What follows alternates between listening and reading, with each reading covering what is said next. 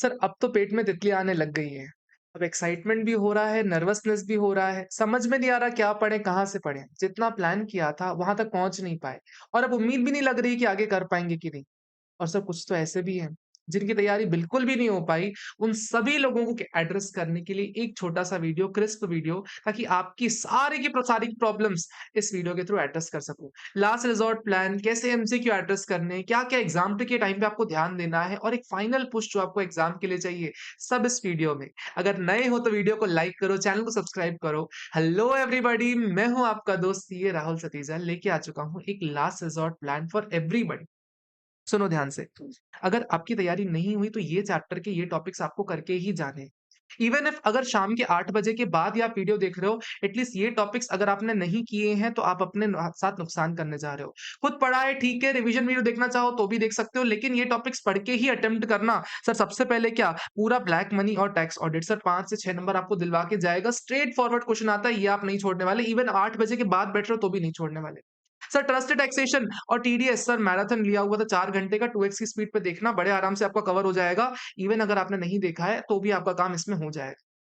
Sir transfer pricing 8 marks का है। इसमें आप आर्म्स लेंथ प्राइस के कैलकुलेशन में फोकस करने वाले हो, इंटरेस्ट कैलकुलेशन फोकस करोगे, सेकेंडरी एडजस्टमेंट पे इतना फोकस कर लोगे, आपके 8 नंबर यहाँ पे सिक्योर हो जाएँगे। सर उसके अलावा डीटीडबलए 6 मार्क्स का श्योर शॉर्ट क्वेश्चन आता है, पूरा प्रैक्टिकल क्वेश्चन आता है। आप डीटीडबलए भी करके जाने वाले हो। सर इक्वलाइजेशन लेवी देख लेना, 4 मार्क्स का बहुत छोटा-सा टॉपिक है, 14 मिनट्स का रिवीजन वीडियो डाला हुआ है, उसमें पूरा इक्वलाइजेशन लेवी कवर करवाया हुआ है। सर गार का टॉपिक ऐसा कि है 15 से 20 मिनट का टॉपिक और सर 4 से 5 नंबर फ्री के देके चला जाता है। तो गार आपको ज़रूर देख के जाना है। सर कैपिटल गेन में यूलिप देख लेना। सर यूलिप में देखना लाइफ इंश्योरेंस पॉलिसी का जो अमेंडमेंट है ना, सर 1/4/2023 के बाद जो भी अगर आप लाइफ इंश्योरेंस पॉलिसी लेते हो और ग्रेटर देन 5 लाख रुपए का अगर एनुअल प्रीमियम है, तो फिर वो टैक्सेबल होती है मैच्योरिटी। इसको ज़रूर देख लेना। ये अमेंडमेंट इंपॉर्टेंट है। सर स्लम सेल बहुत टाइम से टेस्ट नहीं किया गया, 50 डबल ए अमेंडमेंट है, इस पे ध्यान से देखना। सर टैक्स रेट्स देख लेना, 45(4) देख लेना, इतना आप कर लोगे ना आपका कैपिटल गेन में 5 नंबर सिक्योर हो जाएँगे। हो सकता है अपर एंड पे ज़्यादा भी हो सकते हैं। सर उसके बाद एनआर टैक्सेशन 8 नंबर का है। सर इसमें आपको क्या फोकस करना है? पोएम का कांसेप्ट, इनडायरेक्ट ट्रांसफर का कांसेप्ट और सर उसके अलावा टैक्स रेट का कांसेप्ट आपको देखना है। सर इन सब के रिवीजन वीडियो हैं। अगर आप कुल मिला के भी देखते हो ना सर 8 से 10 घंटे ज़्यादा रिवीजन वीडियो देखने में नहीं लगेगा। 8 घंटे में पूरे रिवीजन वीडियो हैं और अगर 2x की स्पीड पे करते हो तो 5-6 घंटे में भी आपका रिवीजन पूरा कंप्लीट हो जाएगा।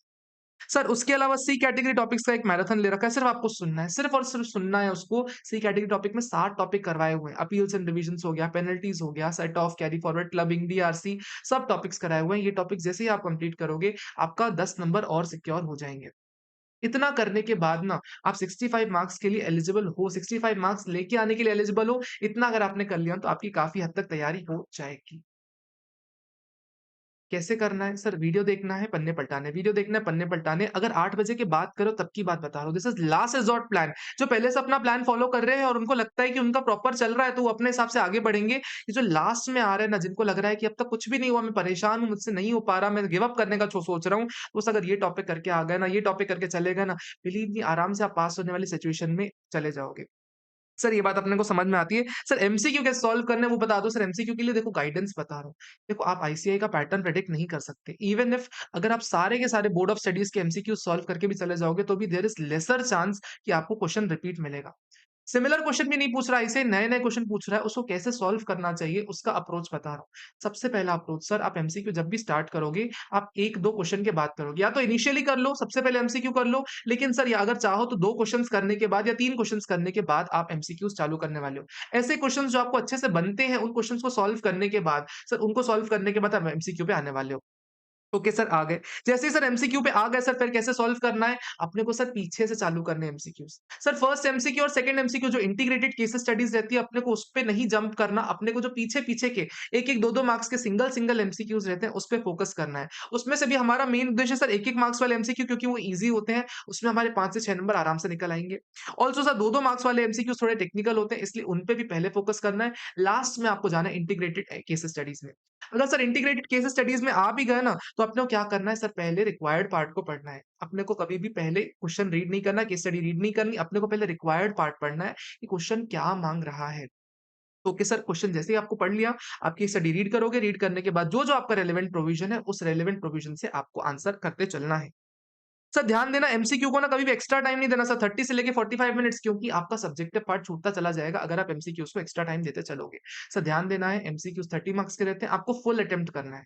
आता है तो भी करना है, नहीं आता तो भी करना है सर अटेम्प्ट पूरा करना है एंड बिलीव मी और नॉट सर एमसीक्यूज़ के लिए ना आपको अपने कॉन्सेप्ट पे भरोसा रखना पड़ेगा। कई बार ना एमसीक्यूज़ हमको बनते होते हैं लेकिन हम पैनिक कर रहे होते हैं ना, तो हम पेपर में नहीं सॉल्व कर पाते। बिलीव मी सर कितनी ही प्रैक्टिस कर लो आप एमसीक्यूज़ की लेकिन अगर आपके कॉन्सेप्ट सफिशिएंट नहीं है, तो एमसीक्यूज़ आप नहीं सॉल्व कर पाओगे। इसलिए सर आपकी प्रैक्टिस मैटर नहीं कर रही यहाँ पे, आपको अपने कॉन्सेप्ट पे भरोसा होना चाहिए। भरोसा इज़ इम्पोर्टेंट और आपने मेहनत की है। ठीक है सर एमसीक्यूज़ की बात अपने को समझ में आ गई। सर एग्ज़ाम टिप्स से रिलेटेड 2-3 बातें सुन लो, 2-3 बातें। सर कोई भी आप आंसर लिखो ना सर, कोई भी आंसर, कोई भी एडजस्टमेंट अगर आप कर रहे हो सर किसी भी प्रैक्टिकल क्वेश्चन में कोई भी एडजस्टमेंट करो सर उसका नोट ज़रूर देके आना because that note Carey's marks. अगर नोट का आप नोट देके आ रहे हो, नोट देके आने में आपको नंबर मिलेंगे, नोट नहीं देके आ रहे हो, नंबर कट जाएँगे। सर नोट देते टाइम हमको कई बार सेक्शन नंबर याद नहीं होता सर सेक्शन नंबर क्या हम कोट कैसे करें अगर याद नहीं है तो sir as per relevant provisions लिख देना as per relevant provisions of income tax act लिख देना सर गलत सेक्शन मत कोट करना सर चिंता की कोई बात नहीं है अगर आप नहीं कोट करके आओगे आपके नंबर नहीं काटे जाएंगे अब बस प्रोविजन सही से कोट कर देना आपके नंबर नहीं कटेंगे सर सुनना, सर कोशिश करके वो क्वेश्चन ज़्यादा अटेम्प्ट करना जिसमें सब पार्ट्स ज़्यादा हैं।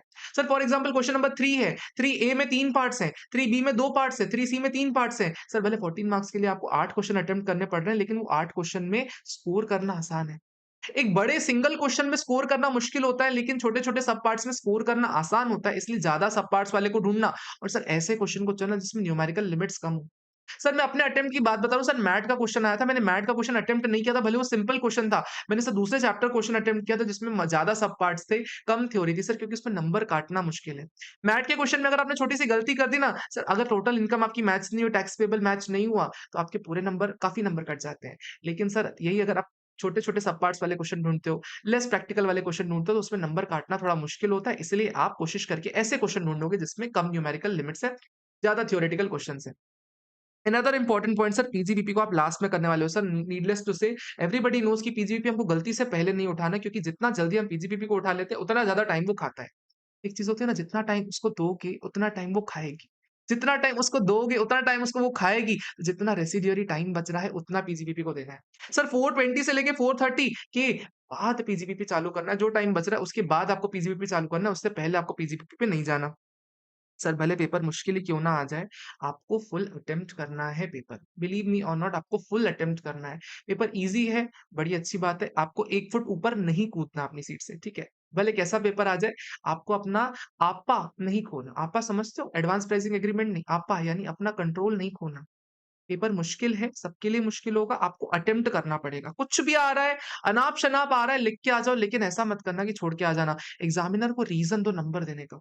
Examiner should have a reason to give you a number भले 5 में से 1 नंबर देना, हम खुश हो जाएँगे क्योंकि 1 नंबर ही पास और फेल में डिफरेंस क्रिएट कर देता है। तो समझ में आ गया। सर अब एक बात बताओ मेरे को अगर पीजीबीपी का क्वेश्चन है आपको कितने नंबर चाहिए? सर 6 आ सकते हैं 14 में से? मैं आपको गिनवा रहा हूँ सर 6 नंबर आ सकते हैं पीजीबीपी में आउट ऑफ 14 सर 6 तो आ सकता है ना इतना एडिशन डिसअलाउंस इतना तो आता है ना हमको। सर ऑफिस में किया हुआ है, हमने चैप्टर भी पढ़ा हुआ है, क्लासेस भी ले रखी है, रिविजन वीडियो भी दे रखा है, क्या हम 6 मार्क्स नहीं ला सकते पीजीबीपी में? सर बिना पढ़े आ जाते 6 मार्क्स तो लोगों के। परफेक्ट सर, कोई दिक्कत नहीं। सर एमसीक्यूज़ जो रहते हैं सर क्या 30 में से 18 मार्क्स भी नहीं एक्सपेक्ट कर सकता? सर फैकल्टीज़ 25-25, 20-20 माँगते हैं, मैं कहता हूँ कि 18 मार्क्स तुमसे एक्सपेक्ट नहीं कर सकता। सर 60 मार्क्स 60% सिर्फ एमसीक्यू में बोल रहा हूँ, क्या नहीं आ सकते? सर 60% तो आ सकते हैं। डोंट से 60% नहीं आ सकते। अगर 60% नहीं आ सकते एमसीक्यू में तो यू आर लैकिंग समव्हेयर। अपने ऊपर भरोसा रखो कि 60% तो तुम ला ही सकते हो।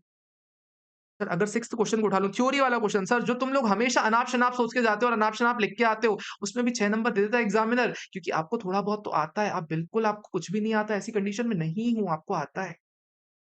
तो फॉर दैट मैटर अगर मैं 6 नंबर इस क्वेश्चन में अटेम्प्ट सोच लूँ, सर 14 में से 6 नंबर, सर 5 मार्क्स के क्वेश्चन में 1 नंबर गिनूँ, 2 नंबर गिनूँ, सर अगले 5 मार्क क्वेश्चन में 1 नंबर, 2 नंबर गिनूँ, 4 मार्क के क्वेश्चन में 1 नंबर, 2 नंबर गिनूँ, सर आपके 6 मार्क्स तो ऐसे ही हो जाते हैं। सर बैलेंस बचे हुए सिर्फ 42 मार्क्स में से आपको 10 नंबर चाहिए पास होने के लिए। बैलेंस बचे हुए 42 मार्क्स में से 10 नंबर चाहिए पास होने के लिए, क्या 10 नंबर नहीं आ सकते? उसमें भी ऐसे चैप्टर से सर ट्रस्ट टैक्सेशन, टीडीएस वाला चैप्टर जहाँ पे आपके गलत होने के चांसेस कम हो जाते हैं। तो क्या द 40 भी नहीं आ सकते तुम्हारे? क्या 40 भी नहीं आ सकते? क्या अपने आप से सवाल करो, क्या 40 भी नहीं आ सकते क्या तुम्हारे? सर 40 पॉसिबल है। 40 पॉसिबल है, लेकिन सर उनके लिए पॉसिबल है जो अपना टेम्परामेंट मेंटेन करके चल रहे हैं। जिनकी हालत ऐसी हो गई ना कि अरे मुझसे कुछ नहीं होगा, मुझसे कुछ नहीं होगा, मेरे को तो डर लग रहा है, मेरे को डर लग रहा है। भाई साहब सच्ची में नहीं होगा तुमसे। टेम्परामेंट इम्पोर्टेंट है। सिलेबस सच्ची में बड़ा है, टाइम सच्ची में कम है, सबकी हालत सेम है, सबकी हालत सेम है। बिलीव मी और नॉट सर जो ग्रुप 2 दे रहे हैं ना, उनका भी टेम्परामेंट डाउन हो रखा है। बिलीव मी सब सेम नाव में हो। कोई तुमसे आगे नहीं है, कोई तुमसे पीछे नहीं है। लेकिन तुम अपने आप को खुद पीछे करोगे अगर तुम पैनिक करोगे। पेपर आसान है तो सबके लिए आसान है, पेपर मुश्किल है तो सबके लिए मुश्किल है। तुमको रिलेटिवली बेटर परफॉर्मेंस देना है।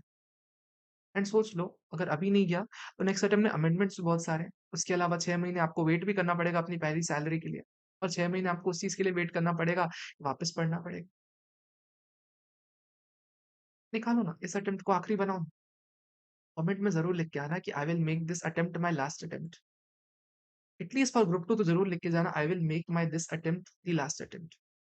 ज़रूर लिख के जाना। See you guys in the Telegram channel. आओ, कोई भी सवाल हो पूछो, कोई भी दिक्कत हो पूछो।